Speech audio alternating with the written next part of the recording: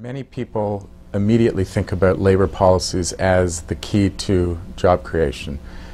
Labor laws, minimum wages, the role of unions, unemployment insurance. These are natural things that you start to think about when you're wondering about jobs. What we found in the WDR after reviewing the role of these institutions around the world was that in some cases they can be very important factors in the creation of jobs and good jobs for development.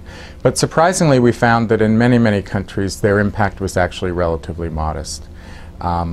They might have favored some groups over other groups a little bit, so they could have had an effect on redistributing the benefits of an economy to some extent. But in terms of major impacts on employment or productivity, in most countries that wasn't the case. There are examples where it can make a difference for sure.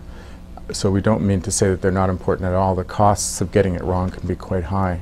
But many countries seem to be getting it right enough that it isn't a major factor in the job creation story.